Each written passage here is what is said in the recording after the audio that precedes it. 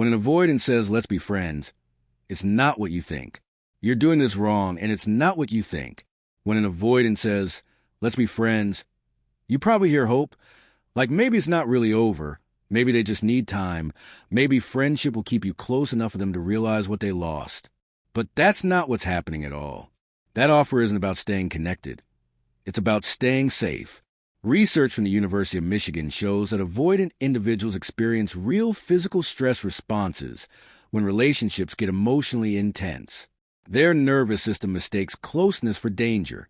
So when things start to feel too real, too intimate, they don't process it as love, they process it as a threat. Pulling away isn't indifference, it's self-protection.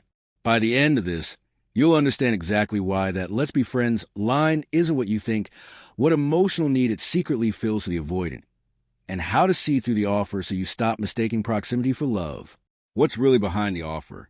When an avoidant person ends a romantic relationship, they don't always stop feeling. In fact, they often still care deeply, but caring and committing are not the same thing for them. Commitment feels like losing control, while friendship feels like breathing space. It's closeness at a safe distance. Here's what they're really saying. I want the comfort without the cost. I want your warmth without exposing my wounds. They get to keep the emotional comfort of you without facing the vulnerability that love demands. For them, let's stay friends feels like the perfect compromise. They soothe their guilt, keep a sense of connection, and convince themselves they're being kind. But for you, that offer is quicksand. You stay close, hoping maybe they'll come back around. You tell yourself that something is better than nothing. But every friendly text, every check-in, every soft memory reignites hope. You end up stuck between heartbreak and loyalty, holding on to a thread that keeps cutting your hand. Avoidants operate from a deep belief that if they let people get too close, they'll be swallowed whole. So they ration closeness, offering emotional crumbs instead of the full meal. And without realizing it, you start training yourself to survive on crumbs. 2. The hidden cost of accepting. So what happens when you actually say yes to this offer? Let me be clear about something that most people don't realize until it's too late. Friendship with an avoidant right after a breakup isn't real friendship.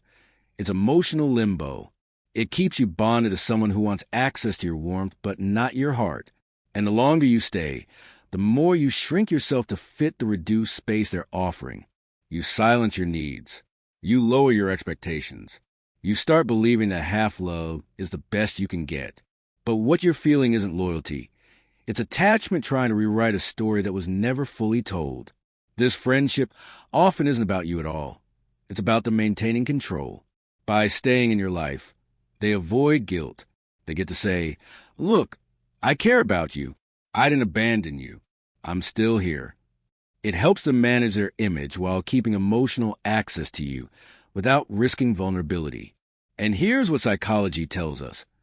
According to attachment research from Dr. Mir Levine, co-author of Attached, avoidant individuals often don't recognize the harm they cause because they're disconnected from their own emotional needs.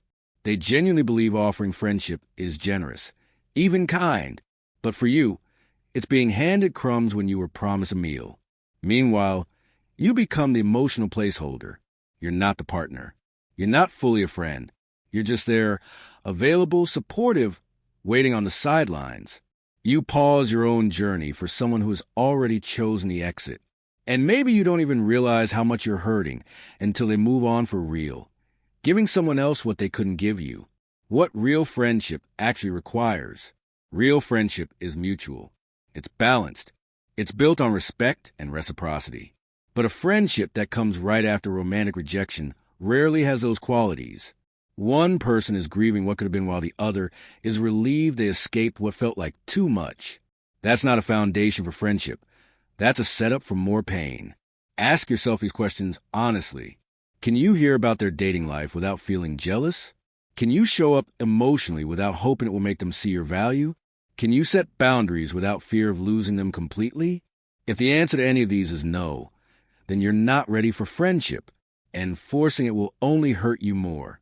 Maybe one day, after real time and distance, after you fully healed and moved on, genuine friendship could be possible. But that takes months, sometimes years. It requires both people to process their feelings with no hidden agendas. Most people skip this crucial healing period and jump straight into friendship. And that's where the damage happens. The power of walking away. Here's what healthy boundaries look like. If someone says they want to be friends after pulling away romantically, you're allowed to say no. You're allowed to say, I appreciate the offer, but I need space to heal. Maybe in the future, but not right now. You're allowed to protect your heart, even if it makes them uncomfortable.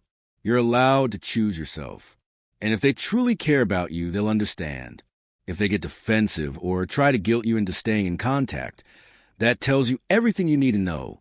They were more interested in keeping you available than in respecting your emotional well-being. When you create real distance, something powerful happens. You start to remember who you were before this person. You reconnect with your own needs, your own worth. The fog lifts. You see clearly for the first time. You realize you were accepting breadcrumbs and calling it a meal. You were tolerating inconsistency and calling it patience. You were shrinking yourself and calling it love. Walking away is an act of self-respect that sends a clear message about what you're available for. It says, I know my worth. I know what I deserve. And I'm not willing to accept anything less. That kind of clarity is magnetic. It shifts your energy. And when you stop chasing people who can't meet you where you are, you start attracting people who can. Here's something most people don't talk about. Avoidants often don't do the work until they face real consequences. As long as you're still there, still available, still offering comfort without the demands of a relationship, they have no reason to change. But when you actually leave, when the safety net disappears, that's when reality hits. Sometimes that pushes them toward growth. Sometimes it doesn't. But either way, it's not your responsibility to wait around and find out what you actually deserve. You deserve someone who doesn't offer you friendship when you're asking for love. You deserve someone who doesn't pull away when things get real. You deserve someone who sees your depth, your vulnerability, your willingness to show up, and matches it with their own. The right person won't ask you to downgrade your feelings to make them comfortable. They won't retreat and then offer you scraps to ease their guilt. They won't keep you in emotional limbo while they figure out what they want. The right person will be clear. They'll be consistent. They'll be all in. You've already lost a relationship you wanted. Holding on to a painful imitation of connection won't change that. What will change things is choosing yourself, walking away with your dignity, and trusting that real love, the kind that doesn't ask you to shrink or settle, is still out there waiting for you.